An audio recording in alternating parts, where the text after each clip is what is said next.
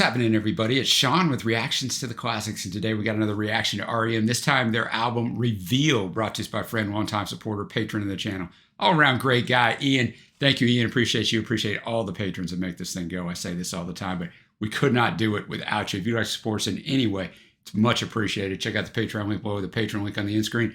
We put up videos every single day. All right, I've done several R.E.M. albums. I love R.E.M. I definitely love the IRS days and a few others. I've never listened to this album. The later stuff, I've just never listened to. So I'm glad that Ian brought this one. There's a little bit of info on this. Ian says R.E.M.'s Reveal from 2001 was the 12th R.E.M. studio album. It's back to a more traditional style after the experimental Up. It received generally favorable with mixed reviews and didn't have the diversity of New Adventures and High Five, but it's personally, Ian says, my favorite R.E.M. album of the last 5. I tend to split R.E.M. albums into 3 sets of 5. The IRS early years, the commercially successful first 5 Warner albums, and then the final 5 without Bill Berry. I mean, that's a great way to split that out. I bought this album in a record shop in Maidenhead, UK in 2001, and it became the soundtrack to the year for me. It was commercially successful in the UK and Germany, going to #1, and it sold over 1.5 million copies. It also went to #6 in the US. And I didn't find much else in here. I just found building on examples from the previous album, which Ian mentioned Up. Beat a Drum, Summer Turns to High, and Beach Ball are musical homages to the Beach Boys, of whom both Mike Mills and Peter Buck are major fans. And as Ian alluded to, critical stuff's all over the place. NME 7 out of 10, Pitchfork 5 out of 10, but Metacritic, who puts all the grades together, 76 out of 100 is pretty good. In April of 2021, almost exactly 20 years after the album's release, Michael Stipe stated that Reveal had possibly overtaken New Adventures and High Five and being his favorite R.E.M. album. All songs written by Buck, Mills, and Michael Stipe. So we got the usual suspects. And additional personnel, we got Scott McGoffey on guitar, Ken Stringfellow on keyboards, and somebody's got to play the drums, right? Since Bill Berry's gone, so we got Joey Wanaker on drums and percussion. All right, if you haven't joined us before, the music will not be in the video, but it will be at a Vimeo link below, so follow along with us. We'll start off with the album opener, and these sides are divided out. This is called the chorus side, and the other side is called the ring side, which R.E.M. would do on several of their albums, name the sides, different things. You see it below, The Lifting. Ian says, epic opening track with interesting soundscape. He grades every single song, gives it an 8 out of 10. It's a prequel to Day Sleeper from R.E.M.'s 1998 album, Up, and features the same character. All right, I'm gonna have the lyrics up as always. Thanks again, Ian. All right, The Lifting. I like the soundscape there. I liked the atmosphere. And Michael told Jules Holland about this song. He said, The Lifting is a prequel to Day Sleeper, which I mentioned. He said, it's about the same character. She can't get anything concrete, so she goes off to a seminar to find it. So if you're familiar with that, it's beyond my scope to connect those 2 songs in there because I don't know that song. But verse 3 kind of gets that. Walked into a conference room where only what our minds assume and rationale is leaving you. This conceit, these systems of belief. Your counselor agrees. You've always marked these boundaries. Now you're free and with relief. And then that chorus, you said the air was singing. It's calling you, don't believe. These things you've never seen, never heard, never dreamed. You said the air was singing. It's calling you, don't believe. These things you've never seen. And then that bridge is just never, a whole bunch of times. And then the connection to the other song, the outro. Now, once you had a dream of oceans and sunken cities, memories of things you've never known and you have never known. And I guess Day Sleeper on the Up album ends with the ocean machine is set to 9. I'll squeeze into heaven and Valentine. So you can connect all those things if you're familiar with them. But I did like the soundscape. Like I said, I liked the driving of it. I thought it was a very good opener. Now we're up to the second track, I've Been High. Ian says a more laid-back song that has an oddly dated feel to it, a 7 out of 10. Okay, I've Been High. Now that song was 1 minute and 13 seconds shorter than the first track, The Lifting. It seemed way longer than me. I don't know, I guess dated might be a way to put it. I mean, that's probably a good way that Ian put it. I just don't care for this song at all. And I'll just kind of leave it at that. I mean, I'm not really going to break it down too much.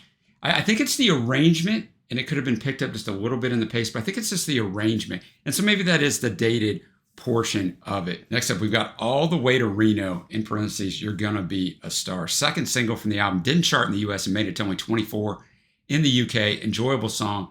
Ian gives it a 7.5 out of 10. According to Peter Buck's sleeve notes in Time, the best of R.E.M. 1988 to 2003, the R.E.M. compilation on which the song also appears, The song describes someone who believes they can get famous if they go to Reno, Nevada. Now, we're going to actually watch the video for this. So a little bit about this video. It was shot at Bishop Ford Central Catholic High School in the Prospect Park area of Brooklyn, New York. It was directed by Michael Moore and filmed by 4 students from the host school and other local schools. They were 17, 17, 18, 13, and 18, and 17. In the video, Buck and Mills can be seen entering the career guidance office with their respective instruments in hand, only to leave armed with nothing more than a dustpan and a brush. Burtis Downs makes an appearance as the school's announcer, only to have his microphone commandeered by Michael Stipe. All right, let's check it out. All right, all the way to Reno, you're going to be a star. I just thought that was excellent, man.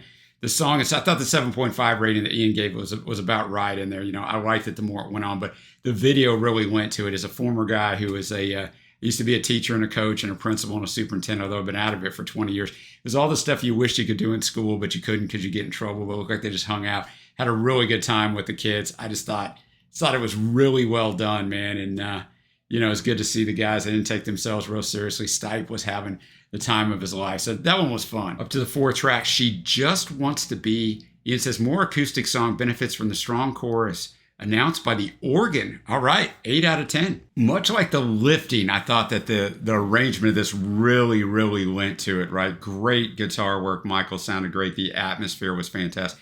This girl has just gotten away from everything she knew, right? Because she just wants to be. She's got to get away from the people that knew her and the familiar surroundings. I mean, that's a very condensed version of what I think the song is about. But Michael sounded great. Yeah, the guitar work was fantastic. I mean, that organ did bring a little something to it. You watch this channel, you know, I'm not a huge organ guy, but in these doses, like, it works really well. So yeah, that was a good one. Next up is Disappear. Almost sounding like an IRS track, 8 out of 10 for you. Now, that got my attention, right? I told you how much I like the IRS albums. I found that Radiohead's Tom York was going through a period of extreme depression during the late 1990s, which led to severe stage fright. I never heard that. We got a lot of Radiohead stuff up. Around that time, York and Michael Stipe were close friends, and Stipe advised York to tell himself, "I'm not here, this isn't happening," whenever he felt he was losing emotional control. This motto eventually became the chorus of Radiohead's How to Disappear Completely from Kid A in 2000. In turn, this song supposedly inspired Stipe to write this song. In a 2019 interview with MME, Stipe recounted telephoning York after realizing the shared inspiration, apologizing for supposedly stealing the concept behind their song, only for York to respond by stating that it was more R.E.M. song than Radiohead's upon hearing Stipe recite the lyrics to Disappear. All right, Disappear. That one grew on me. The more it played, the more it grew on me. I definitely do feel a little IRS vibe on this one. Different soundscape and arrangement than the other songs so far. And basically, he's looking for this person everywhere, and then he just gives up and goes somewhere to disappear. That's where the person is. Like, what are you doing here? So isn't that the case sometimes? But I really did enjoy that. And I like the story behind it. I mean, we love Radiohead here around the channel. And yeah, that was really good. Now we're going to finish out the chorus side with Saturn Return. Ian says a more experimental and sparse song with a discordant tone. 7 out of 10. Saturn Return. I kind of feel like this, what I felt about I've Been High, a different soundscape. I thought, I know the experimental, I get it, the experimental route. I just thought it went on a little bit too long. It became almost a little distracting. The lyrics are pretty abstract, but I get it, man. It's experimental. This really wasn't my thing. I mean, I didn't hate it or anything, but Saturn Return. Now we're going to kick off ringside with Beat a Drum. Ian says, solid song, a 7 out of 10. Beat a Drum. I actually really like that song. I like the vibe to it, right? It was relaxing. It was chilled. Has a little bit of the summer cryptic stuff in there with the lyricism in that first verse. The dragonflies are busy buzzing me. A seahorse as if we were in the sea. And then verse 2, really great little 2-line couplet. Halfway from coal, halfway to diamond, right? So I'm halfway in between. My fall knocked a mean chip out of me. I'm gathering as far as I can reach. So kind of had a fall and kind of made him chill out and understand. This is all I want. It's all I need. This is all I am. It's everything. So kind of having a peace in life after going through some stuff. That's kind of what I got out of this. And we all go through stuff, and hopefully that evolves this and changes this, but I thought that was a good track. Next up, you see it below, Imitation of Life. We're actually going to watch the video on this one. The first single from the album reaching number 6 in the UK, but only 83 in the US. It's a fantastic song, almost a 10, Ian says, with brilliant video. 9.5 out of 10. And I found a lot of stuff on this. At the 44th Annual Grammy Awards in 2002, it was nominated for Best Pop Performance by a Duo or Group with Vocals, losing to U2's Stuck in a Moment You Can't Get Out of, which is a great song too. Filmed in Calabasas, California in February 2001, the video uses a series of cameras and pan and scan techniques to create a 20-second clip of a pool party scene in which various incidents occur in both forward and reverse time. So that's what you're going to be seeing. Critics praised the video for its concept. It was nominated for 2 awards at the 2001 MTV Video Music Awards. In that booklet, same one I was talking about earlier, R.E.M's 2003 Best of Album. The band states that the song's title comes from Douglas Sirk's 1959 film of the same name, which none of the band members had ever watched, and that the title is a metaphor for adolescence and adulthood.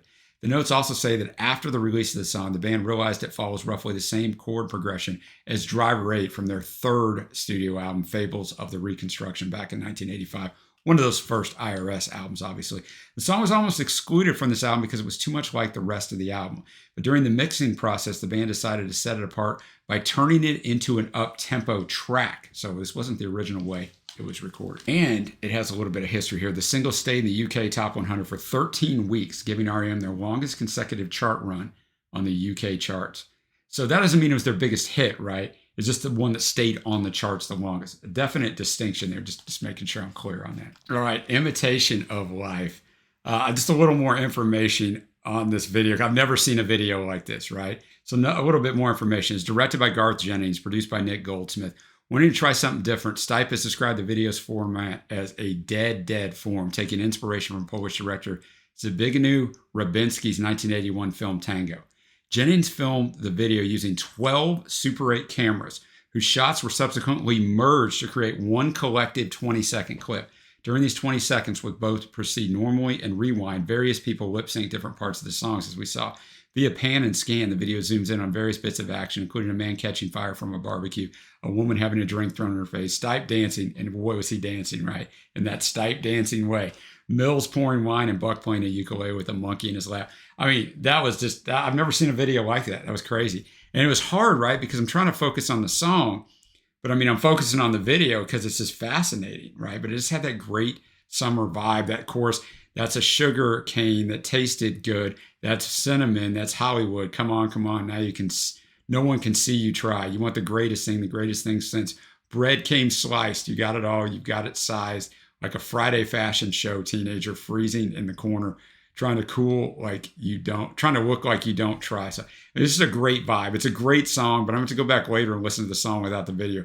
The video was fantastic. I'm so glad Ian had us play the video. Up to the 9th track, Summer Turns to High. Ian says a bit bland, but not a bad song, but the weakest on the album, in my view, 6 out of 10. And it's always hard to follow a great song too, right? It sometimes makes a song look worse than it is. So let's check it out. All right, Summer Turns to High, just another slow, chilled out song. You know, kind of the summertime, obviously, just a chilled out. The lyrics, just kind of summer, invokes summer, which still a little ways from here in the States, but it's coming. It was fine for me. I mean, it was okay. Probably a 6 out of 10 is the right rating for that song. Like Ian had, I don't know, man. It's a bit bland, as he said. I don't want to copy everything Ian said, but he's right on this, right? It's like, probably could have just left this one on the cutting room floor, right? And shortened the album a little bit. Could have went with 11 tracks. That probably would have been my choice. It wasn't a horrible song or anything, but just like, it probably didn't need to be here. Now up to Chorus in the Ring. And if you remember, that's what these sides are named. First side was chorus. This is the ring side. So Chorus in the Ring. Ian says a song that would have fit on Green well, 7.5 out of 10. Chorus in the Ring, definitely some abstract lyrics, right? Hey there now, young holy, swing along. Quote the scriptures, keep them guessing. Which pit you crawled from, just defy it, just deny it. Was it fun? Your time has come. What have you done? Then the chorus, that's when the insults start to sting. You can't remember anything. The chorus chime in, the Greek chorus, the machine of God singing. So a little bit of abstraction there, a little bit of I guess I did whatever I wanted and had fun, and now I might be paying the price. But Michael's voice fit this well. Definitely sounded like it maybe could have been on Green or something of that era. I definitely got that from that as well. All right, we got 2 songs left to deal with. I'll Take the Rain. The final single from the album, again, didn't chart in the US, 44 in the UK, 7.5 out of 10 for Ian. The single's music video, which we're going to watch, directed by David Weir, represented the first time the band has released an entirely animated music video. Let's check that out. I'll Take the Rain. I actually quite enjoyed that. The video was cool. I quite enjoyed that song. I thought it was wonderfully constructed. And, based on about the rain, it's we're still keeping with this weather and almost summer type vibe, right? The rain came down on me. The wind blew strong and summer song fades to memory. I knew you when I loved you then, and summer's yawn now helpless. You laid me bare, you marked me there, the promises we made. And then the chorus, I used to think as birds take wing, they sing through life. So why can't we cling to this and claim the best, that this is what you're offering? I'll take the rain. But I thought the instrumentation was fantastic. The soundscape, Michael really sounded good. You felt the emotion in it, which you felt. There's been a lot of emotive vocal performances on this album, which you're going to get with Michael, but it's still good to point out. All right, we got one song left. And what is more fitting on a summer theme than Beach Ball? Not the ending Ian says I would have chosen, a laid-back song that conjures up drinking a cocktail, sat by a pool, a 6.5 out of 10. All right, Beach Ball. They built a decent soundscape there in the middle of it, right? It's just a song it's boring, right? It's just boring. Like, it's not bad. It's just boring. So, yeah, I don't have anything else to say, but it's not the way I would have closed it. Like, it's not a horrible song, but it's not the way I would have closed it. And that's going to move me to my favorite tracks. And you know already what's not going to be on it, right? Beach Ball. I have a lot of faves here, which is interesting. It's going to be interesting when I get to my score. But honorable mentions, Disappear. I'm not going to pick all the way to Reno, but that video was really good, but it's not going to be there. So honorable mentions, Disappear, and Beat a Drum. My faves are going to be the Lifting, the first track. I thought that was really good. She Just Wants to Be, Imitation of Life, and I'll Take the Rain. Now I'll get into my overall score. My first suggestion is knock Beach Ball and Summer Turns to High off this album. That would shave off 7 minutes off this album, and it'd cut it to 10 songs. So not that those songs are bad, though. Not that those songs are bad. Ian says an album that doesn't have a bad song on it. See, and I agree with that. It's lacking a couple more big-hitting songs of the caliber of Imitation of Life to be able to compete with the classics, Automatic for the People, Out of Time, Murmur. But for me, it's a strong contender in the second tier of R.E.M. albums alongside Green, which it reminds me of, Monster, which is less consistent. Overall, a 7.5 out of 10. So the hard part is this. I love R.E.M., right? I really do. I consider them one of the greatest bands of all time. I didn't before we started this channel, but that's a whole nother story. I hadn't heard the IRS ones and only knew the hits. But I think so highly of R.E.M. So you always got to be careful. It's hard to put that aside. You want to compare a group to a group, right? Instead of just objectively letting the album stand on its own. It's like, well, it's not as good as this. But I do have a lot of faves, as you saw in there. But my overall score, I'm going to be at a 6.75 to a 7. I guess I'll go 7. Ian's at a 7.5. I'll be at a 7. He also remembered at the start, Ian said it was a soundtrack of the year for him. And when we have albums that hit like that, with nostalgia, I have albums like that too. I'm much older than Ian, but I have albums that hit like that from the 80s, like Hysteria from Def Leppard, for example, is an album that I hold in extremely high chord. I still think it's a good album, but I hold it because it's a soundtrack it takes me right back to a year and a time and a place. So I could see why he rates it higher, but I need to know what you guys think. What do you think of this album? What do you rate it? Where does it fit? And I like the way Ian broke it up into the 5s, right? The final 5 albums, the IRS, early years, and then the 5 really mega hit making. I think that was a great way to break up their catalog. So let me know where you think it fits there. Thanks for watching, everybody. Until next time, I will see you.